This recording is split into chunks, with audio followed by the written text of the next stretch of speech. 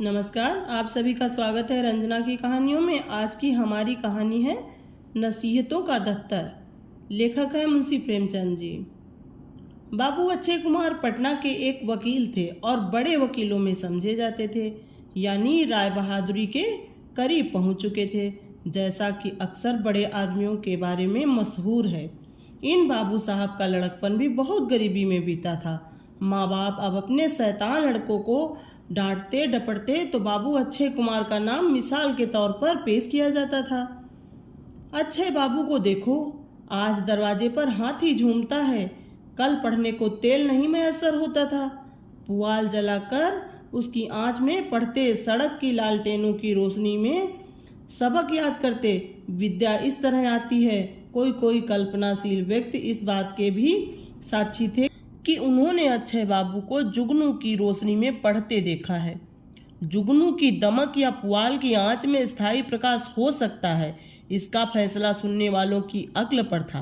कहने का आशय यह है कि अक्षय कुमार का बचपन का जमाना बहुत ईर्ष्या करने योग्य न था और न वकालत का जमाना खुश नसीबियों की वह बाढ़ अपने साथ लाया जिसकी उम्मीद थी। बाढ़ का जिक्र ही क्या, बरसों तक अकाल की सूरत थी। ये आशा कि स्याह गाउन कामधेनु साबित होगा और दुनिया की सारी नेमतें उनके सामने हाथ बांधे खड़ी रहेंगी, झूठी निकली। काला गाउन काले नसीब को रोशन न कर सका। अच्छे दिनों के इंतजार में बहुत दिन गुजर गए और आखिरकार जब अच्छे दिन आए, जब गार्डन पार्टियों में शरीक होने की दावतें आने लगीं, जब वह आम जलसों में सभापति की कुर्सी पर शोभायमान होने लगे, तो जवानी विदा हो चुकी थी और बालों को खिंचाव की जरूरत महसूस होने लगी थी, खासकर इस कारण से कि सुंदर और हंसमुख हेमवती की खातिरदारी जरूरी थी, जिसके शुभ आगमन से बाबू अक्षय कुमार के जीवन की अंतिम आकांक्षा को पूरा कर दिया था। जिस तरह दानशीलता मनुष्य के दुर्गुणों को छिपा लेती है, उसी तरह कृपणता उसके सद्गुणों पर पर्दा डाल देती है। कंजूस आदमी के दुश्मन सब होते हैं, दोस्त कोई नहीं होता। हर व्यक्ति को उससे नफरत होती है। वह गरीब किसी को नुकसान नहीं पहुंचाता। आमतौर पर वह बहुत ही शांत प्रिय, गंभीर, सबसे मिलजुल कर रहने वाला और स्वाभिमानी व्यक्ति होता है। मगर कंजूसी काला रंग है जिस पर दूसरा कोई रंग चाहे कितना ही चटक क्यों न हो नहीं चढ़ सकता। बाबू अक्षय कुमार भी कंजूस मशहूर थे। हालांकि जैसा कायदा है, यह उपाधि उन्हें ईर्ष्या के दरबार से प्राप्त हुई थी। जो व्यक्ति कंजूस कहा जाता हो, समझ लो कि वह बहुत भाग्यशाली है और उससे डाह करने वाले बहुत हैं। अगर बाबू अक्षय कुमार कौड़ियों को दांत से पकड़ते थे तो किसी का क्या नुकसान था। अगर उनका मकान बहुत ठाट बाट से नहीं सजा हुआ था, अगर उनके यहाँ मुफ्तखोर ऊँघने वाले नौकरों की फौज नहीं थी, अगर वह 2 घोड़ों की फिटनेस पर कचहरी नहीं जाते थे, तो किसी का क्या नुकसान था। उनकी जिंदगी का उसूल था कि कौड़ियों की तुम फिक्र करो, रुपए अपनी फिक्र आप कर लेंगे, और इस सुनहरे उसूल का कठोरता से पालन करने का उन्हें पूरा अधिकार था। इन्हीं कौड़ियों पर जवानी की बहारें और दिल की उमंगें न्यौछावर की थीं। आंखों की रोशनी और सेहत जैसी बड़ी नेमत इन्हीं कौड़ियों पर चढ़ती थी। उन्हें दांतों से पकड़ते थे तो बहुत अच्छा करते थे, पलकों से उठाना चाहिए था। लेकिन सुंदर हंसमुख हेमवती का स्वभाव इससे बिल्कुल उल्टा था। अपनी दूसरी बहनों की तरह वह भी सुख सुविधाओं पर जान देती थी, और गोबाबू अक्षय कुमार ऐसे नादान और ऐसे रूखे सूखे नहीं थे कि उसकी कद्र करने के काबिल कमजोरियों की कद्र न करते। नहीं, वह श्रृंगार और सजावट की चीज़ों को देखकर कभी कभी खुश होने की कोशिश भी करते थे, मगर कभी कभी जब हेमवती उनकी नेक सलाहों की परवाह न करके सीमा के आगे बढ़ जाती थी, तो उस दिन बाबू साहब को उसकी खातिर अपनी वकालत की योग्यता का कुछ न कुछ हिस्सा जरूर खर्च करना पड़ता था। एक रोज जब अक्षय कुमार कचहरी से आए तो सुंदर और हंसमुख हेमवती ने एक रंगीन लिफाफा उनके हाथ में रख दिया। उन्होंने देखा तो अंदर एक बहुत नफीस गुलाबी रंग का निमंत्रण था। हेमवती से बोले, इन लोगों को एक न एक खप्त सोचता ही रहता है। मेरे ख्याल में इस ड्रामेटिक परफॉर्मेंस की कोई ज़रूरत न थी। हेमवती इन बातों को सुनने की आदी थी। मुस्कुराकर बोली, क्यों? इससे बेहतर और कौन खुशी को मौका हो सकता है? अक्षय कुमार समझ गए कि अब बहस मुबाहिसे की ज़रूरत आ गई। संभल कर बैठे और बोले, मेरी जान, बीए के इम्तहान में पास होना कोई गैर मामूली बात नहीं। हजारों नौजवान हर साल पास होते रहते हैं। अगर मेरा भाई होता तो मैं सिर्फ उसकी पीठ ठोकर कहता कि शाबाश, खूब मेहनत की। मुझे ड्रामा खेलने का ख्याल भी न पैदा होता। डॉक्टर साहब तो समझदार आदमी हैं, उन्हें क्या सूझी? हेमवती, मुझे तो जाना ही पड़ेगा। अक्षय कुमार, क्यों? क्या वादा कर लिया है? हेमवती, डॉक्टर साहब की बीबी खुद आई थी। अक्षय कुमार, तो मेरी जान, तुम भी कभी उनके घर चली जाना। परसों जाने की क्या ज़रूरत है? हेमवती, अब बता ही दूं, मुझे नायिका का पार्ट दिया गया है और मैंने उसे मंजूर कर लिया है। यह कहकर हेमवती ने गर्व से अपने पति की तरफ देखा, मगर अक्षय कुमार को इस खबर से बहुत खुशी नहीं हुई। इससे पहले 2 बार हेमवती शकुंतला बन चुकी थी। इन दोनों मौक़ों पर बाबू साहब को काफ़ी खर्च करना पड़ा था। उन्हें डर हुआ कि अब की हफ्ते में फिर घोष कंपनी 200 का बिल पेश करेगी और इस बात की सख्त ज़रूरत थी कि अभी से रोकथाम की जाए। उन्होंने बहुत मुलायमियत से हेमवती का हाथ पकड़ लिया और बहुत मीठे और मोहब्बत में लिपटे हुए लहजे में बोले, प्यारी, ये बला फिर तुमने अपने सर ले ली। अपनी तकलीफ और परेशानी का बिल्कुल ख्याल नहीं किया। ये भी कोई नहीं सोचा कि तुम्हारी परेशानी तुम्हारे इस प्रेमी को कितना परेशान करती है। मेरी जान, ये जलसे नैतिक दृष्टि से बहुत आपत्तिजनक होते हैं। इन्हीं मौक़ों पर दिलों में ईर्ष्या के बीज बोए जाते हैं। यही पीठ पीछे बुराइयां करने की आदत पड़ती है और यही तानेबाजी और नोक-झोंक की मस्क होती है। फला लेडी हसीन है, इसलिए उसकी दूसरी बहनों का फर्ज है कि उससे जलें। मेरी जान, ईश्वर न करे कि कोई डाही बने, मगर डाह करने के योग्य बनना तो अपने अख्तियार की बात नहीं। मुझे भय है कि तुम्हारा दाहक सौंदर्य कितने ही दिलों को जलाकर राख कर देगा। प्यारी हेमू, मुझे दुख है कि तुमने मुझसे पूछे बगैर यह निमंत्रण स्वीकार कर लिया। मुझे विश्वास है अगर तुम्हें मालूम होता कि मैं इसे पसंद न करूँगा तो तुम हरगिज स्वीकार न करती। सुंदर और हंसमुख हेमवती इस मोहब्बत में लिपटी हुई तकदीर को बजाहिर बहुत गौर से सुनती रही। इसके बाद जानबूझकर अनजान बनते हुए बोली, मैंने तो ये सोचकर मंजूर कर लिया था कि कपड़े सब पहले ही के रखे हुए हैं, ज़्यादा सामान की ज़रूरत न होगी, सिर्फ चंद घंटों की तकलीफ और एहसान मुफ्त।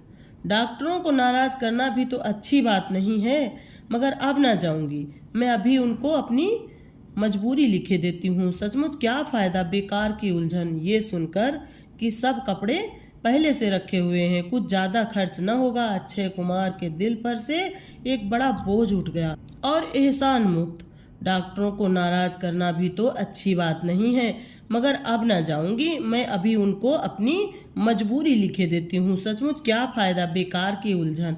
ये सुनकर कि कपड़े सब पहले से रखे हुए हैं, कुछ ज़्यादा खर्च न होगा, अक्षय कुमार के दिल पर से एक बड़ा बोझ उठ गया। डॉक्टरों को नाराज़ करना भी तो अच्छी बात नहीं। ये जुमला भी मानो से खाली न था।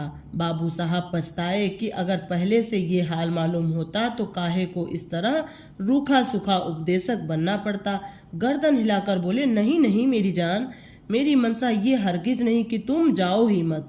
जब तुम निमंत्रण स्वीकार कर चुकी हो तो अब उससे मुकरना इंसानियत से हटी हुई बात मालूम होती है। मेरी सिर्फ ये मनसा थी कि जहाँ तक मुमकिन हो ऐसे जलसों से दूर रहना चाहिए, मगर हेमवती ने अपना फैसला बहाल रखा। अब मैं न जाऊंगी, तुम्हारी बातें गिरह में बांध ली। दूसरे दिन शाम को अक्षय कुमार हवाखोरी को निकले। आनंद बाग उस वक्त जोवन पर था। ऊंचे ऊंचे सरों और अशोकों की कतारों के बीच लाल बजरी से सजी हुई सड़क ऐसी खूबसूरत मालूम होती थी कि जैसे कमल के पत्तों में फूल खिला हुआ है। ये नोकदार पलकों के बीच में लाल मतवाली आंखें जेब दे रही थीं। बाबू अक्षय कुमार इस क्यारी पर हवा के हल्के फुल्के ताजगी देने वाले झोंकों का मजा उठाते हुए एक सायेदार कुंज में जा बैठे। यह उनकी खास जगह थी। इस इनायतों की बस्ती में आकर थोड़ी देर के लिए उनके दिल पर फूलों के खिलेपन और पत्तों की हरियाली का बहुत ही नशीला असर हो रहा था। थोड़ी देर के लिए उनका दिल भी फूल की तरह खिल जाता था। यहाँ बैठे उन्हें थोड़ी देर ही हुई थी कि उन्हें एक बूढ़ा आदमी अपनी तरफ आता हुआ दिखाई दिया। उसने सलाम किया और एक मोहर बंद लिफाफा देकर गायब हो गया। अक्षय बाबू ने लिफाफा खोला और उसकी अंबरी महक से रूह फड़क उठी। खत का मजनून ये था, मेरे प्यारे अक्षय बाबू, आप इस नाचीज के खत को पढ़कर बहुत हैरत में आ जाएंगे, मगर मुझे आशा है कि आप मेरी इस ढिठाई को माफ़ करेंगे।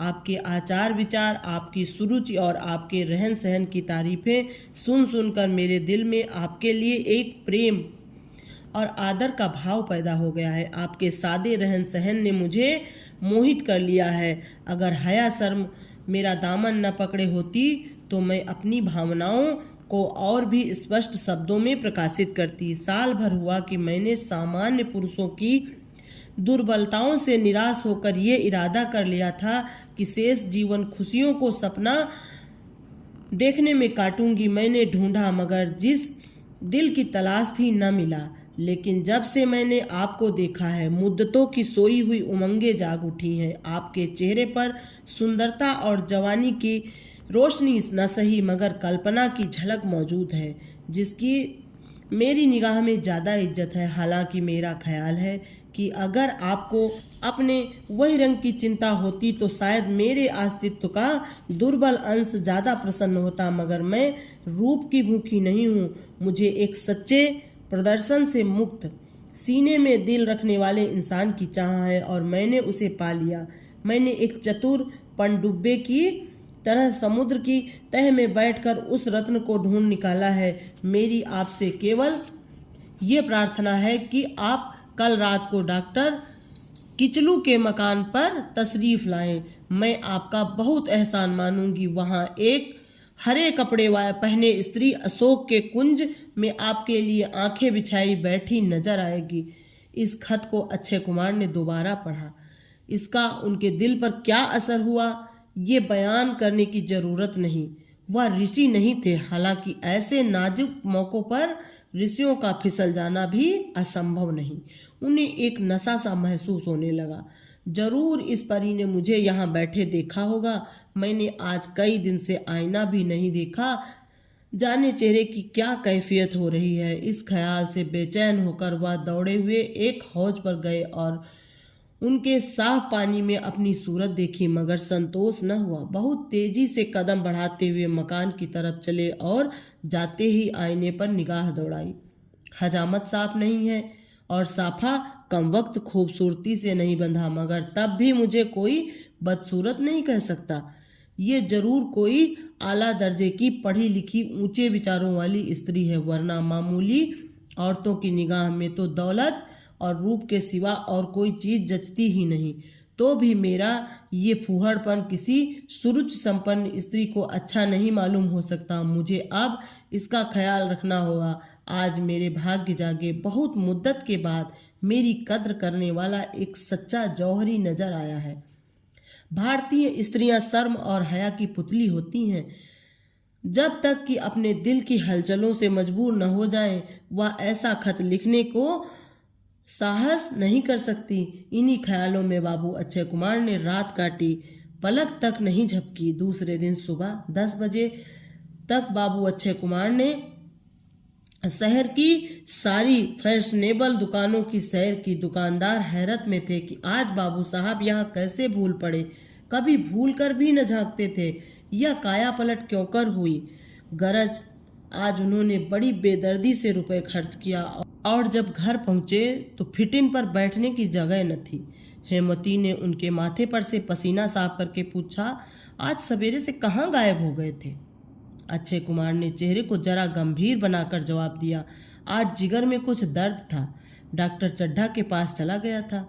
हेमवती के सुंदर हंसते हुए चेहरे पर मुस्कुराहट सी आ गई। बोली, तुमने मुझसे बहुत बिल्कुल जिक्र नहीं किया। जिगर का दर्द भयानक मर्ज है अक्षय कुमार। डॉक्टर साहब ने कहा है, कोई डरने की बात नहीं है। हेमवती, इसकी दवा डॉक्टर किचलू के यहाँ बहुत अच्छी मिलती है। मालूम नहीं डॉक्टर चड्ढा मर्ज की तह तक पहुँचे भी हैं या नहीं। अक्षय कुमार ने हेमवती की तरफ एक बार चुभती हुई निगाह से देखा और खाना खाने लगे। इसके बाद अपने कमरे में जाकर बैठे। शाम को जब वह पार्क, घंटाघर, आनंद बाग की सैर करते हुए फिटन पर जा रहे थे तो उनके होठों पर लाली और गालों पर जवानी की गुलाबी झलक मौजूद थी। तो भी प्रकृति के अन्याय पर जिसने उन्हें रूप की संपदा से वंचित रखा था, उन्हें आज जितना गुस्सा आया शायद और कभी ना आया हो। आज वह पतली नाक के बदले अपना खूबसूरत गाउन और डिप्लोमा सब कुछ देने के लिए तैयार थे। डॉक्टर साहब, किचलू का खूबसूरत लताओं से सजा हुआ बंगला रात के वक्त दिन का समा दिखा रहा था। फाटक के खंभे, बरामदे की मेहराबें, सरों के पेड़ों की कतारें सब बिजली के बल्बों से जगमगा रही थीं। इंसान की बिजली की कारीगरी अपना रंगारंग जादू दिखा रही थी। दरवाजे पर शुभागमन का वंदनवार, पेड़ों पर रंग बिरंगे पक्षी, लताओं में खिले हुए फूल, ये सब इसी बिजली की रोशनी के जलवे हैं। इसी सुहानी रोशनी में शहर के रईस इठलाते फिर रहे हैं। अभी नाटक शुरू करने में कुछ देर है, मगर उत्कंठा लोगों को अधीर करने पर लगी है। डॉक्टर किचलू दरवाजे पर खड़े मेहमानों का स्वागत कर रहे हैं। 8 बजे होंगे कि बाबू अक्षय कुमार बड़ी आन बान के साथ अपनी फिटन से उतरे। डॉक्टर साहब चौंक पड़े। आज ये गूलर में कैसे फूल लग गए। उन्होंने बड़े उत्साह से आगे बढ़कर बाबू साहब का स्वागत किया और सर से पांव तक उन्हें गौर से देखा। उन्हें कभी ख्याल भी न हुआ था कि बाबू अक्षय कुमार ऐसे सुंदर सजीले कपड़े पहने हुए गबरू नौजवान बन सकते हैं। कायाकल्प का स्पष्ट उदाहरण आंखों के सामने खड़ा था। अक्षय बाबू को देखते ही इधर उधर के लोग आकर उनके चारों ओर जमा हो गए। हर शख्स हैरत से एक दूसरे का मुंह ताकता था। होंठ रुमाल की आड़ ढूंढने लगे, आंखें सरगोशियां करने लगी। हर शख्स ने गैर मामूली तपाक से उनका मिजाज पूछा। शराबियों की मजलिस, पीने की मनाही करने वाले हजरते वाइस की तशरीफ आवरी का नज़ारा पेश हो गया। अक्षय बाबू बहुत झेप रहे थे। उनकी आंखें ऊपर को न उठती थी, इसलिए जब मिजाज पुरसियों का तूफान दूर हुआ तो उन्होंने अपनी हरे कपड़ों वाली स्त्री की तलाश में चारों तरफ एक निगाह दौड़ाई और एक दिल में कहा, ये सोहदे हैं मस्खरे, मगर अभी अभी उनकी आंखें खुली जाती हैं। मैं दिखा दूंगा कि मुझ पर भी सुंदरियों की दृष्टि पड़ती है। ऐसी सुंदरियां भी हैं जो सच्चे दिल से मेरे मिजाज की कैफियत पूछती हैं और जिनमें अपना दर्द दिल कहने में मैं भी रंगीन बयान हो सकता हूँ। मगर उस हरे कपड़े वाली प्रेमिका का कहीं पता न था। निगाहें चारों तरफ से घूम घाम कर नाकाम वापस आई। आधा घंटे के बाद नाटक शुरू हुआ। बाबू साहब निराश भाव से पैर उठाते हुए थिएटर हॉल में गए और कुर्सी पर बैठ गए। बैठ क्या गए, गिर पड़े। पर्दा उठा। शकुंतला अपनी दोनों सखियों के साथ सिर पर घड़ा रखे पौधों को सींचती हुई दिखाई दी। दर्शक बाग बाग हो गए। तारीफों के नारे बुलंद हुए। शकुंतला का जो काल्पनिक चित्र खींच सकता है वह आंखों के सामने खड़ा था। वही प्रेमिका का खुलापन, वही आकर्षक गंभीरता, वही मतवाली चाल, वही शर्मीली आंखें। अक्षय बाबू पहचान गए, ये सुंदर हंसमुख हेमवती थी। बाबू अक्षय कुमार का चेहरा गुस्से से लाल हो गया। इसने मुझसे वादा किया था कि मैं नाटक में न जाऊंगी। मैंने घंटों इससे समझाया, अपनी असमर्थता लिखने पर तैयार थी, मगर सिर्फ दूसरों को रिझाने और लुभाने के लिए, सिर्फ दूसरों के दिलों में अपने रूप और अपनी अदाओं का जादू फूंकने के लिए, सिर्फ दूसरी औरतों को जलाने के लिए उसने मेरी नसीहतों का और अपने वादे का, यहाँ तक कि मेरी अप्रसन्नता का भी जरा भी ख्याल न किया। हेमवती ने भी उड़ती हुई निगाह से उनकी तरफ देखा। उनके बाकपन पर उसे जरा भी ताज्जुब न हुआ। कम से कम वह मुस्कराई नहीं। सारी महफिल बेसुध हो रही थी, मगर अक्षय बाबू का जी वहाँ न लगता था। वह बार बार उठ के बाहर जाते, इधर उधर बेचैनी से आंखें फाड़ फाड़ कर देखते और हर बार झुंझला कर वापस आ जाते। जहाँ तक कि 12 बज गए और अब मायूस होकर उन्होंने अपने आप को कोसना शुरू किया। मैं भी कैसा अमायक हूँ, एक शोक औरत के चकमे में आ गया। जरूर इन्हीं बदमाशों में से किसी ने की शरारत है। ये लोग मुझे देख देख कर कैसा हंसते थे। इन्हीं में से किसी मस्करे ने यह शिगुफा छोड़ा है। अफसोस, सैकड़ों रुपए पर पानी फिर गया। लज्जित हुआ सो अलग, कई मुकदमे हाथ से गए। हेमवती की निगाहों में जलील हो गया। और ये सब सिर्फ इन हाइयों की खातिर। मुझसे बड़ा अमायक और कौन इस तरह अपने ऊपर लानत भेजते। गुस्से में भरे हुए वे फिर महफिल की तरफ चले कि एकाएक सरों के पेड़ों के नीचे एक हरित वसना सुंदरी उन्हें इशारे से अपनी तरफ बुलाती हुई नजर आई। खुशी के मारे उनकी बाछें खिल गईं। दिलो दिमाग पर एक नशा सा छा गया। मस्ती से कदम उठाते, झूमते और ऐठते उस स्त्री के पास आए और आशिकाना जोश के साथ बोले, ए रूप की रानी, मैं तुम्हारी इस कृपा के लिए हृदय से तुम्हारा कृतज्ञ हूँ। तुम्हें देखने के शौक में इस अधमरे प्रेमी की आंखें पथरा गईं, और अगर तुम्हें कुछ देर तक और ये आंखें न देख पाती तो तुम्हें अपने रूप के मारे हुए की लाश पर हसरत से आंसू बहाने पड़ते। कल शाम ही से मेरे दिल की जो हालत हो रही है उसका जिक्र बयान की ताकत से बाहर है। मेरी जान, मैं कल कचहरी न गया और कई मुकदमे हाथ से खोए, मगर तुम्हारे दर्शन से आत्मा को जो आनंद मिल रहा है उस पर मैं अपनी जान भी न्यौछावर कर सकता हूँ। मुझे अब धैर्य नहीं है। प्रेम की आग ने संयम और धैर्य को जलाकर राख कर दिया है। तुम्हें अपने हुस्न के दीवाने से ये पर्दा करना शोभा नहीं देता। शमा और परवाना में पर्दा कैसा। रूप की खान और ये सौंदर्य की आत्मा, तेरी मोहब्बत भरी बातों ने मेरे दिल में आरजुओं का तूफान पैदा कर दिया है। अब ये दिल तुम्हारे ऊपर न्यौछावर है और ये जान तुम्हारे चरणों पर अर्पित है। ये कहते हुए बाबू अक्षय कुमार ने आशिकों जैसी ढिठाई से आगे बढ़कर उस हरित वसना सुंदरी का घूंघट उठा दिया और हेमवती को मुस्कुराते देखकर बेअख्तियार मुंह से निकला, अरे, और फिर कुछ मुंह से न निकला।